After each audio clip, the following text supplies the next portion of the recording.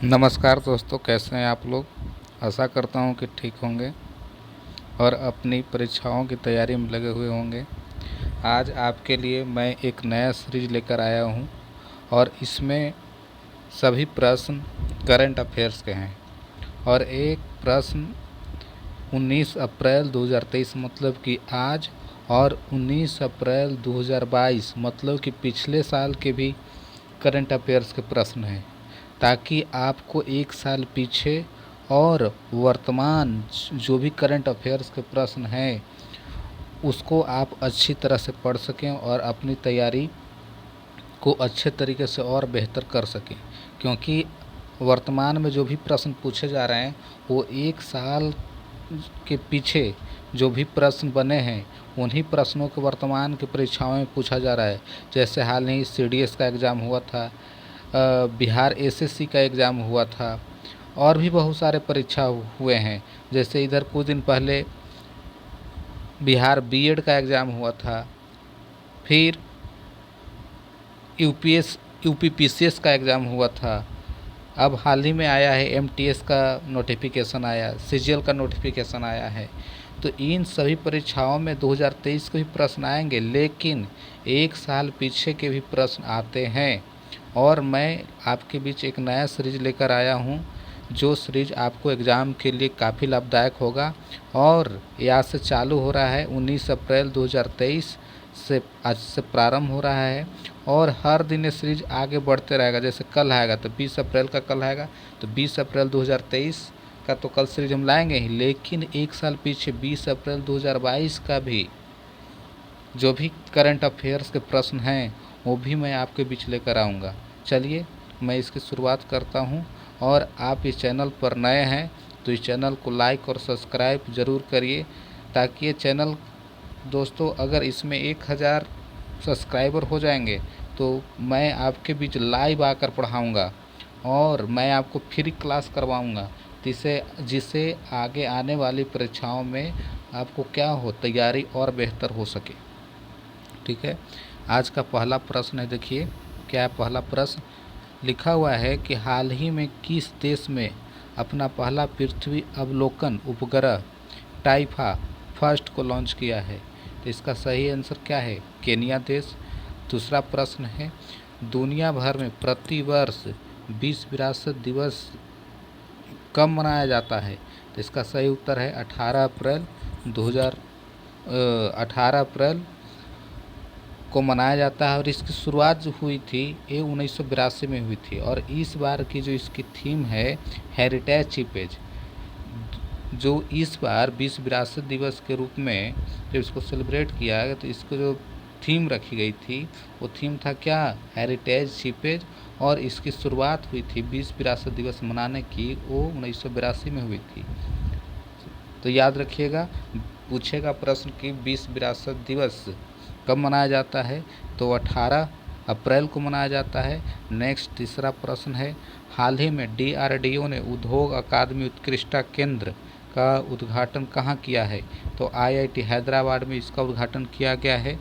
और एक उद्योग अकादमी उत्कृष्टता केंद्र का उद्घाटन इसलिए किया गया है ताकि मेक इन इंडिया जो भारत सरकार की जो प्रोजेक्ट है उसको और बढ़ावा दिया जा सके। नेक्स्ट, मैल्कम आदिसेसिया पुरस्कार 2023 किसे प्रदान किया जाएगा। इसका सही उत्तर है उत्साह पटनायक। और मैल्कम आदिसेसिया पुरस्कार जो है इसकी स्थापना हुई थी 2000 ईस्वी में और 2022 में ये प्रभात पटनायक को दिया गया था। नेक्स्ट अगला प्रश्न है, बायोपिक 800 किस खिलाड़ी के जीवन से प्रेरित है। तो इसका सही उत्तर है श्रीलंका के महानतम गेंदबाज मुथैया मुरलीधरन, जो श्रीलंका के रहने वाले हैं। और ई बायोपिक 800 के जो निर्माता हैं वो विवेक रंगाचारी, है ना।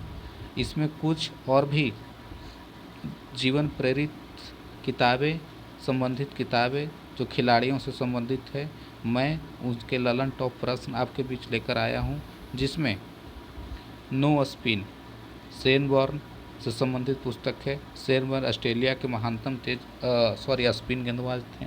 Next, the test of my life Yuvraj Singh की।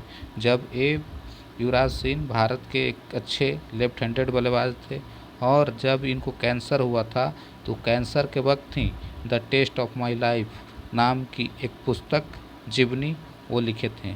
नेक्स्ट आगे देखिए, एक और किताब है माई लाइफ माई मिशंस। ये खिलाड़ी नहीं है, ये गुरु बाबा रामदेव से संबंधित एक बुक है, my life my missions. Next playing it my way, Sachin Tendulkar जिनको क्रिकेट का भगवान कहा जाता है, समझे ना। चलिए और भी कुछ इसमें और प्रश्न है। Ace against odds, Sania Mirza, mind master Viswanathan Anand, long walk to freedom Nelson Mandela. तो ये सभी किताबें जो हैं, पुस्तकें, इन सभी व्यक्तियों से संबंधित है जो आगे आने वाली परीक्षाओं में आपके एग्ज़ाम में इससे प्रश्न बन सकते हैं। नेक्स्ट छठा प्रश्न है, हाल ही में चर्चा में रहा उत्तरामेरूर शिलालेख कहाँ स्थित है? तमिलनाडु में। और भी नीचे कुछ अभिलेख इसमें और लिखे हुए हैं जिससे आगे परीक्षाओं में इनसे प्रश्न बन सकते हैं। जैसे हाथी गुफा अभिलेख कहाँ है? कलिंग खारबेल। कलिंग कहाँ है? उड़ीसा में। नेक्स्ट एरन अभिलेख भानुगुप्त ने लिखा था इसको। प्रयाग प्रशस्ति या प्रयाग स्तंभ समुद्रगुप्त के समय लिखा गया, समुद्रगुप्त के समय का अभिलेख है। इसके लेखक कौन थे? हरिसेन। नेक्स्ट हाल ही में तेल जेटी विकास परियोजना कहाँ प्रारंभ हुई? हाल ही में तेल जेटी विकास परियोजना कहाँ प्रारंभ हुई? तो गुजरात में प्रारंभ हुई। गुजरात में एक बंदरगाह है, कांडला बंदरगाह, वहीं पर इसका निर्माण किया जा रहा है। नेक्स्ट 8वां प्रश्न है, हाल ही भारतीय उद्योग परिसंघ CII द्वारा डिजिटल हेल्थ समिट 2023 का आयोजन कहाँ किया गया है? तो गोवा में किया गया इसका आयोजन। नेक्स्ट हाल ही में विज्ञान और प्रौद्योगिकी मंत्री डॉक्टर जितेंद्र सिंह ने युवा स्टार्टअप की पहचान करने के लिए युवा पोर्टल का शुभारंभ कहाँ किया है? तो नई दिल्ली में इसका शुभारंभ की गई है। नेक्स्ट थावे महोत्सव का आयोजन कहाँ किया गया है? बिहार में किया गया है। थावे महोत्सव का आयोजन बिहार में किया गया है। बिहार में एक और मेला लगती है, उस मेला का नाम क्या है? सोनपुर का विश्व प्रसिद्ध मेला। और बिहार में और बहुत सारे महोत्सव का आयोजन किया जाता है जिसमें जैसे छठ पर्व बिहार का सुप्रसिद्ध पर्व है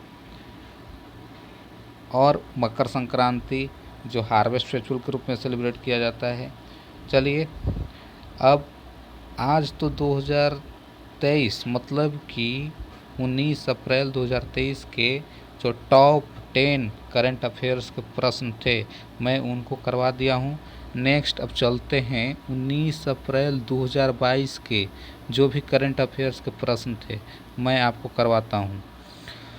जिस 19 अप्रैल 2022 के पहला प्रश्न थे, प्रतिवर्ष विश्व धरोहर दिवस कब मनाया जाता है? तो इसका सही उत्तर है 18 अप्रैल को। और इसकी मंजूरी कब मिली थी? 1983 में इसकी मंजूरी मिली थी। किसके द्वारा मंजूरी मिली थी? यूनेस्को के द्वारा मंजूरी मिली थी, समझे।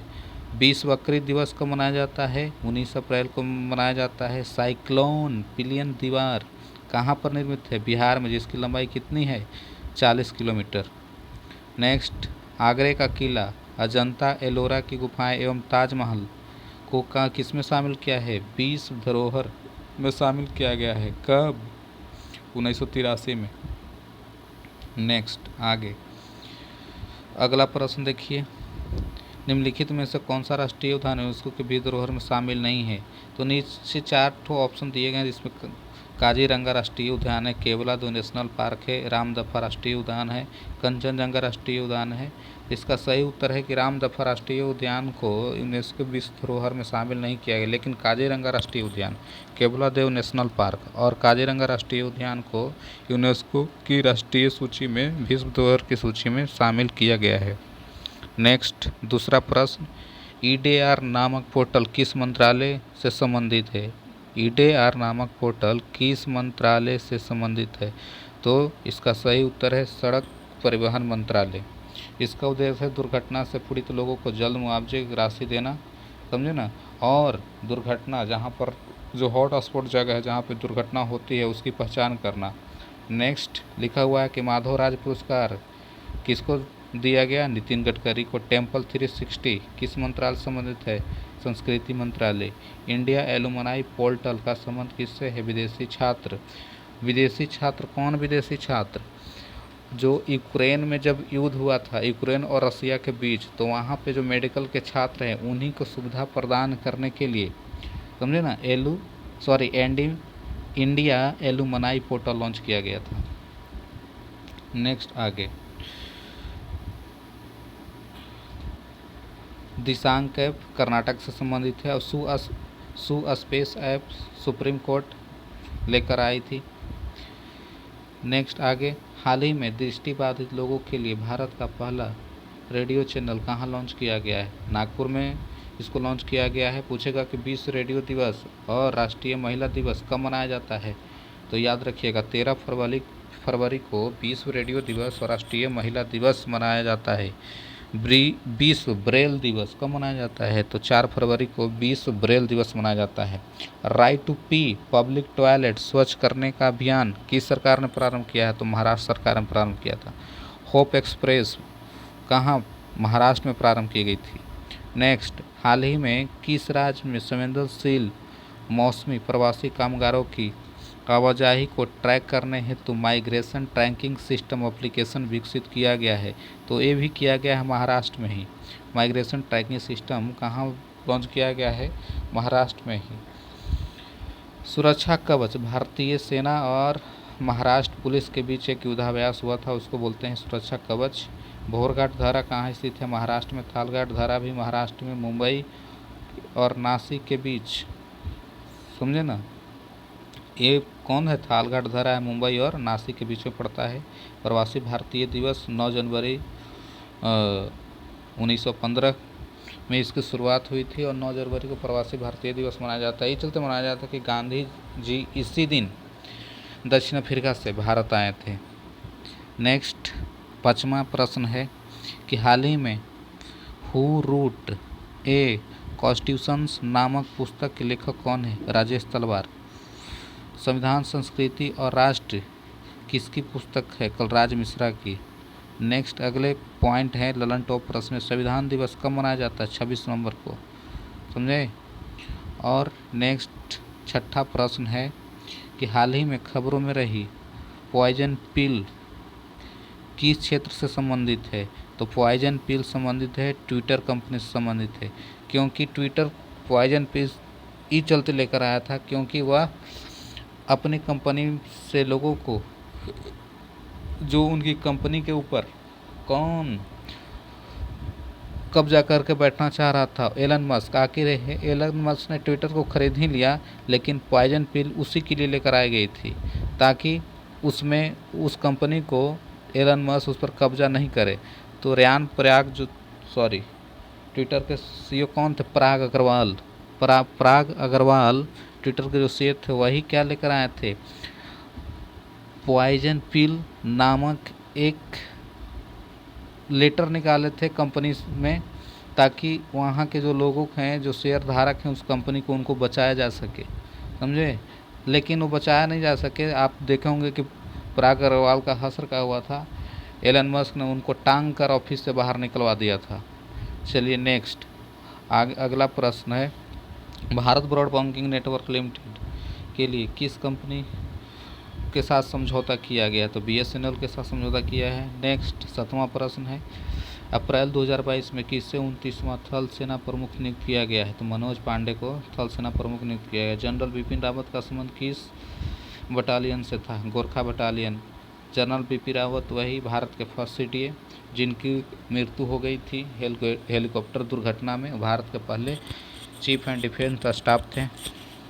CRPF का शौर्य दिवस कब मनाया जाता है? तो 9 अप्रैल को। 1965 के कच्छ के रण में पाकिस्तान के सैनिकों को धूल चटाया था भारतीय सेना ने, इसी चलते इस दिन को 9 अप्रैल को शौर्य दिवस के रूप में CRPF मनाती है।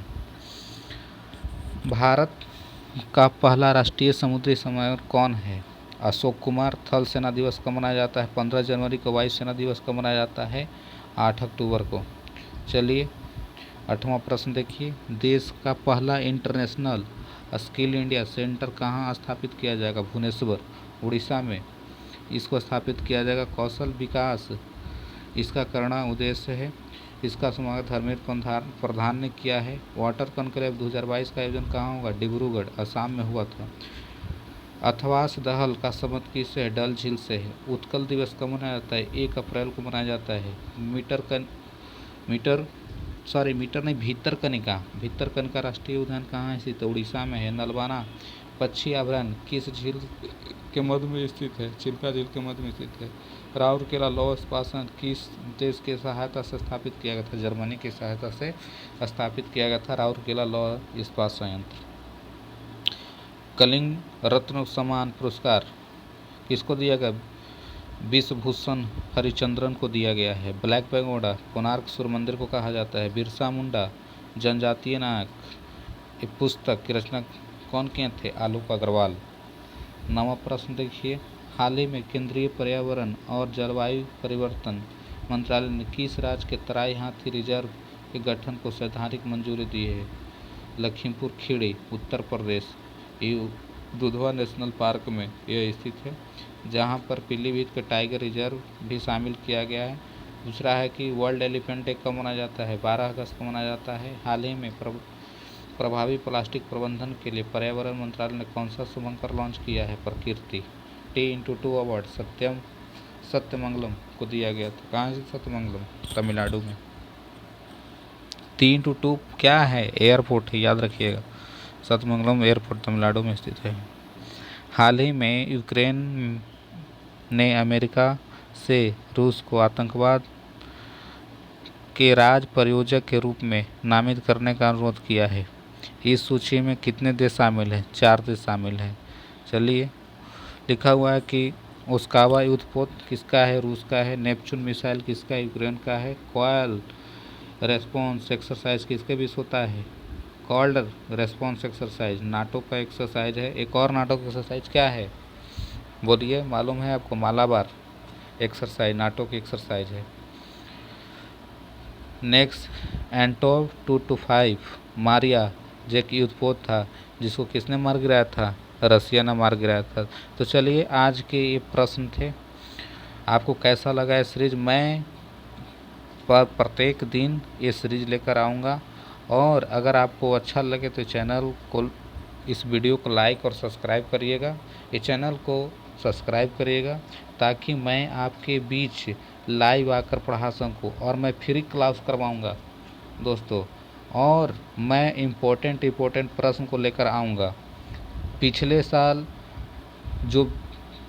5 साल में जो भी एग्ज़ाम हो, चाहे SSC CGL का एग्ज़ाम हुआ हो, बिहार SSC का एग्ज़ाम हुआ हो, SSC CHSL का एग्ज़ाम हुआ हो, BPSC के जो भी प्रश्न एग्ज़ाम हुए, उनके प्रश्न जो भी होंगे, मैं उनको सभी को लेकर आऊँगा। आपको वीडियो कैसा लगा? इसको लाइक करिए, अच्छा लगा तो इस चैनल को सब्सक्राइब करिए। धन्यवाद। जय हिंद, जय भारत।